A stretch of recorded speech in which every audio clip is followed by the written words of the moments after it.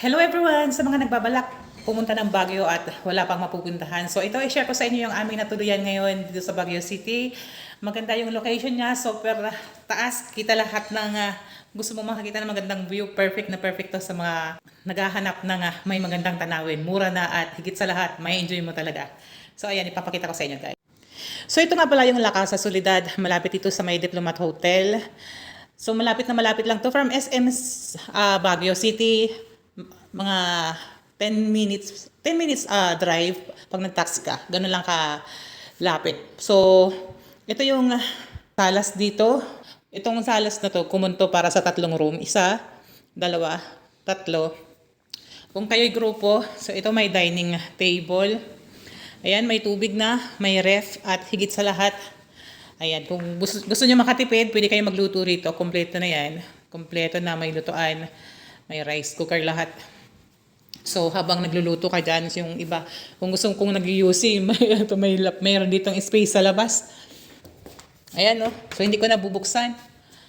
So, ipakita ko sa inyo guys, yung room kung gaano kalaki. So, ito yung pala yung aming nakuha dito.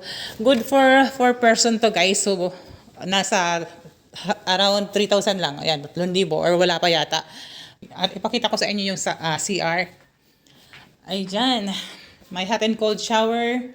Malakas ang tubig. Malinis. At higit sa lahat, ayan, may aircon.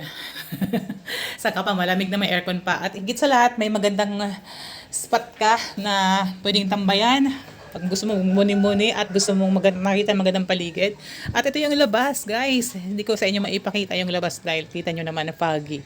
Pero may time na wala yan. Wala talaga yan. Kanina wala yan eh. Kita mo lahat ng hanggang dun sa dulo kung ano makikita mong pagkaganda-gandang view. So, ayan. And dito na yung ano ngayon. Kita mo foggy na.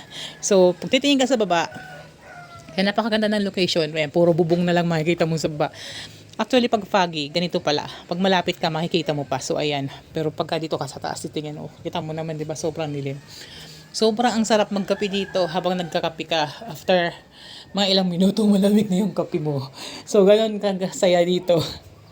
Yan. Sa mga nagbabalak at wala pang mapuntahan at talaga naman, ito, sulit na sulit ang lugar na to. Napakabait pa ng may-ari. So, ayan guys, sana gusto nyo yung ating ang aking i-share ngayon sa mga gustong pumunta at talagang ayan, La Casa Soledad. So maraming salamat hanggang sa muli. Bye!